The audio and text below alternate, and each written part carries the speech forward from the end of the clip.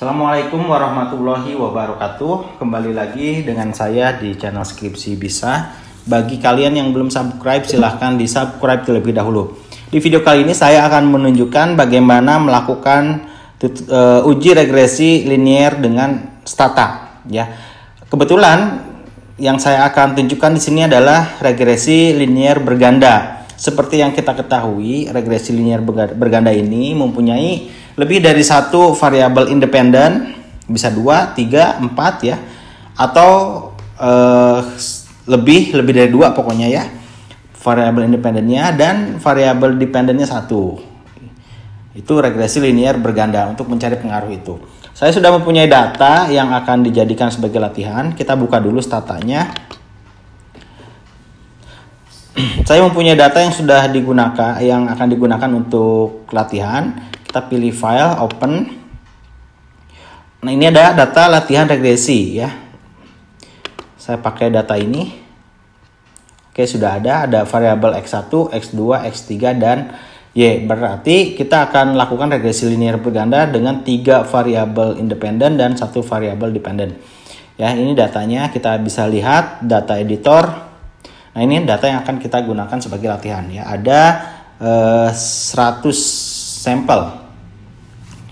Teman-teman, kalau misalnya membutuhkan data latihan ini, silahkan di-download di link deskripsi. Nah, karena kita mempunyai 3 variabel independen dan 1 variabel dependen, maka yang akan kita lakukan adalah membuat satu hipotesis yang mana kita mencari pertama hubungan pengaruh secara parsial dan yang kedua pengaruh secara simultan.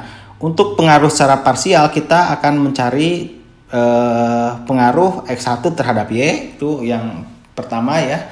Kemudian kita akan mencari pengaruh X2 terhadap Y. Selanjutnya kita akan mencari pengaruh X3 terhadap Y. Berarti ada 3 rumusan masalah. Lalu selanjutnya secara simultan kita akan mencari pengaruh X1, X2 dan X3 terhadap Y. Nah, jadi akan ada 3 rumusan masalah.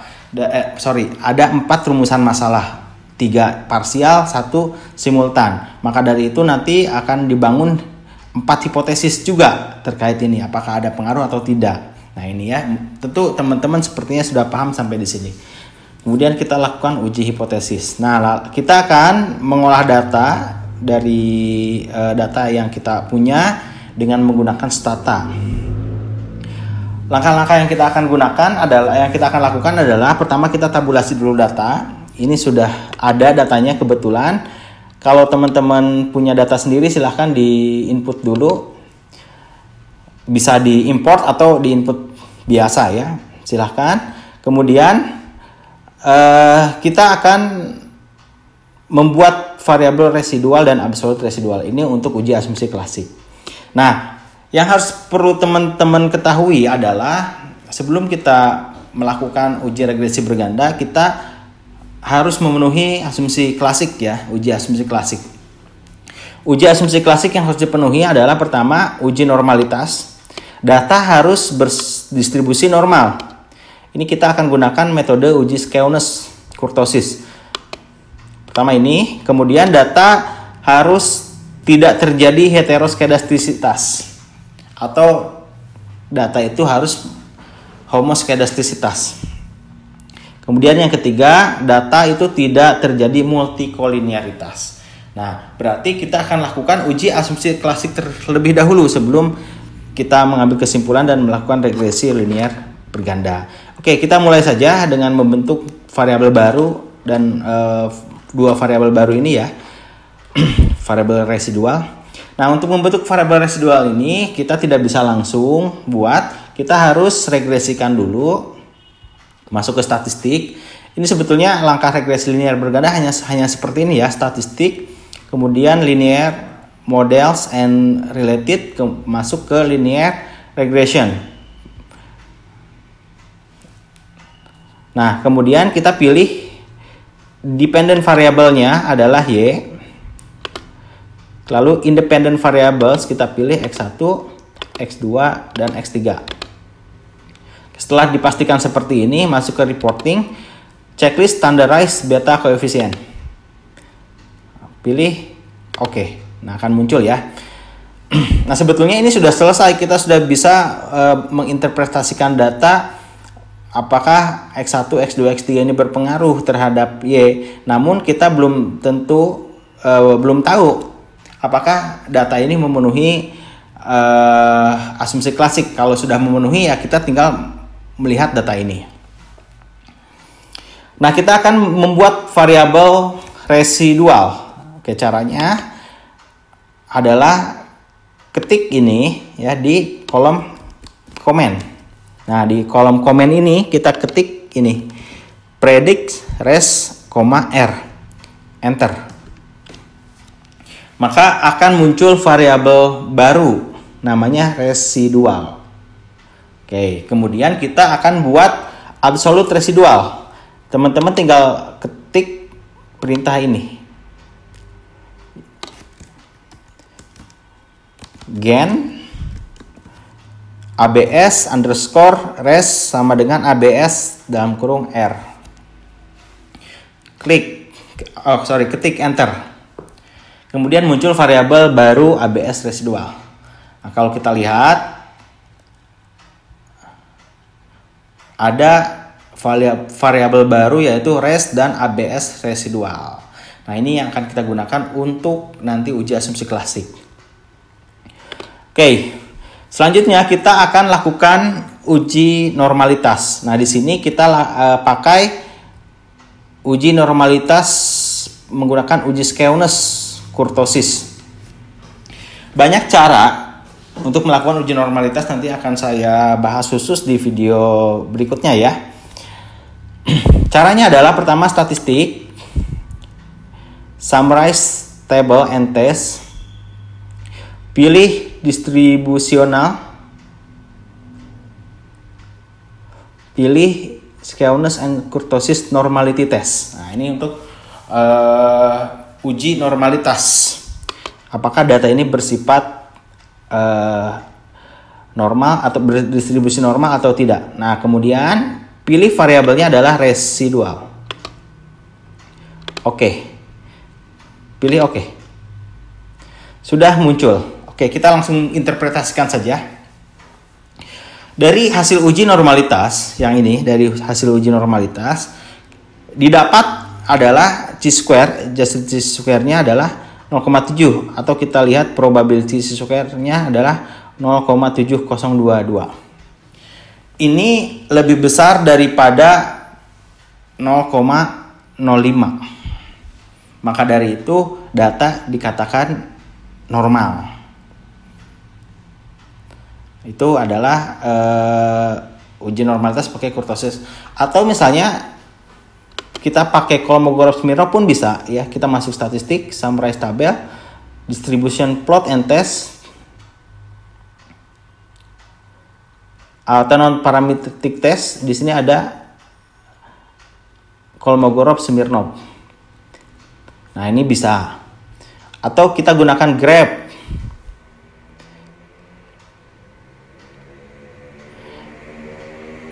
Distributional graph. Nih, normality probability plot standardized. Kemudian pilih residual. Maka akan muncul garis. Nah, ini dikatakan normal kalau dot-dot di sini mengikuti garis diagonal. Ini berarti data bersifat atau berdistribusi normal. Ya, berarti datanya udah oke ya. Kita tandai saja. Kita tandai saja. Berarti normalitasnya udah oke ya. Udah memenuhi. Oke, lalu kita akan lakukan uji heteroskedastisitas. Banyak cara ya untuk menguji heteroskedastisitas. Bisa menggunakan Gradser, terus kita gunakan scatter plot, macam-macam. Kita coba pakai Gradser dulu ya. Caranya adalah kita akan meregresikan independent variable dengan ABS residual. Oke ya. Jadi pilih dependent variables. Saya ulangi lagi ya. Jadi kita akan regresikan independent variable terhadap ABS residual yang ini ya, variabel ABS residual. Caranya adalah statistik seperti tadi saja, masuk ke linear models and relate, pilih linear regression. Nah, kita ganti dependent variabelnya itu adalah ABS residual. Oke, nah ini adalah uji heteroskedastisitas dengan menggunakan Glatzer. Kita lihat nilai probability-nya. Kalau kita lihat di sini, yang X1 0,8, X2 0,08, X3 0,2. Semuanya lebih dari 0,05. Ketentuannya adalah kalau nilai ini, nilai probability ini lebih daripada 0,05, maka tidak terjadi heteroskedastisitas. Kalau kurang dari 0,05 terjadi heteroskedastisitas. Artinya data yang kita punya ini sudah memenuhi asumsi klasik, terutama heteroskedastisitas. Berarti di dalam heteroskedastisitas ini tidak terjadi ya. Tidak terjadi. Berarti ini memenuhi. Oke, satu lagi adalah uji multikolinearitas.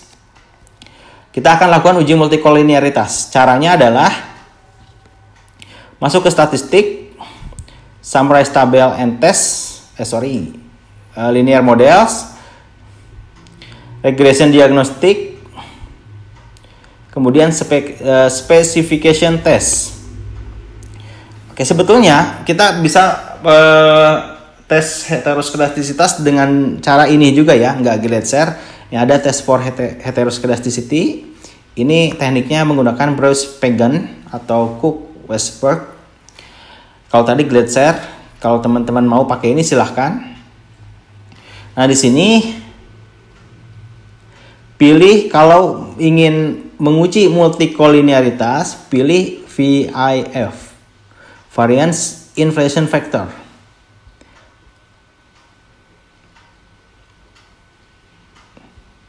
Kalau sudah pilih ini, oke.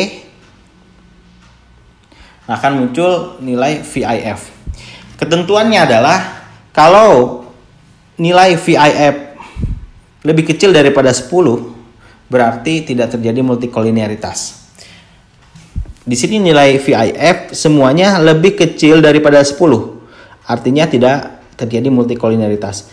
Bisa juga lihat nilai ini. Kalau lihat nilai 1 per VIF ini harus lebih besar daripada 0,01. Dan semuanya ini lebih besar daripada 0,01.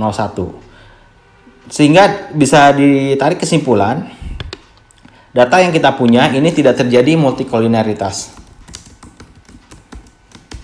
Nah, artinya memenuhi.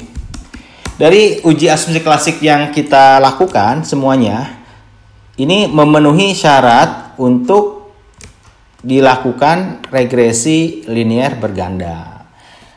Jadi semuanya sudah memenuhi syarat untuk dilakukan regresi. Data berdistribusi normal, data tidak terjadi heteroskedastisitas, dan data tidak terjadi multikolinearitas. Selanjutnya kita akan lakukan uji regresi linear berganda. Tadi sudah kita lihat ya, kita tinggal lihat saja datanya. Nah, ini adalah uji regresi linear berganda. Oke, kita lihat untuk menguji hipotesis secara parsial, kita lihat ini. Ya. Nilai T, ini T hitung dibandingkan dengan T tabel. Teman-teman bisa lihat nilai T tabel berapa bandingkan dengan T hitung. Kalau T hitung lebih besar daripada T tabel, artinya ini mempunyai pengaruh. Ya, secara parsial mempunyai pengaruh. Atau lebih mudahnya kita lihat nilai probability. Nilai probability harus lebih kecil daripada 0,05. Dan semuanya X1, X2, X3 ini lebih kecil daripada 0,05. Artinya secara parsial X1 berpengaruh terhadap Y. Kemudian X2 berpengaruh terhadap Y, X3 berpengaruh terhadap Y. Nah, lalu secara simultan kita lihat nilai probability yang F. Nah, ini ya. Nilai probability yang F ini bernilai 0,00. Lebih kecil daripada 0,05. Ketentuannya adalah apabila nilai probability ini lebih kecil daripada 0,05, maka secara simultan ada pengaruh variabel X1, X2, dan X3 terhadap Y secara simultan. Atau teman-teman lihat nilai F tabel dibandingkan dengan F tabel, sorry ya. F hitung 21 dibandingkan dengan nilai F tabel. Oke. Berarti uji hipotesisnya adalah secara parsial semuanya berpengaruh dan secara simultan pun berpengaruh kalau dilihat dari nilai signifikansi. Oke, untuk penjelasan lebih lengkapnya ini ya. Nah, ini secara simultan nilai uji F 0 apabila nilai uji F ini apabila nilai 0 ini atau nilai probability ini lebih kecil daripada 0,5, maka uji F ini menerima H1, ada pengaruh pada taraf signifikansi 5%, atau yang berarti semua variabel independen secara simultan mempunyai pengaruh. Kemudian ada R-square. R-square ini adalah koefisien determinasi ya, yang R-square 0,4. Artinya seberapa besar secara simultan semua variabel independen dapat menjelaskan variabel dependen. Nah, nilainya adalah 0,4. Yang berarti semua variabel independen dapat menjelaskan variabel dependen sebesar 40,63%. Maka sisanya 59% dipengaruhi oleh variabel lain di luar model regresi. Itu cara membaca R-square. Nah, ini pada kolom T uji parsial ini sudah tadi saya jelaskan ya, semuanya berpengaruh secara parsial, secara simultan berpengaruh, secara parsial berpengaruh. Nah, kemudian kita buat persamaan regresi. Nah, untuk persamaan regresi kita lihat ini ya.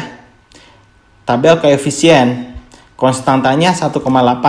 Nah, berarti Y sama dengan konstantanya 1,8 ditambah 0,103 yang ini X1 ditambah 0,102 X2 ditambah 0,143 X.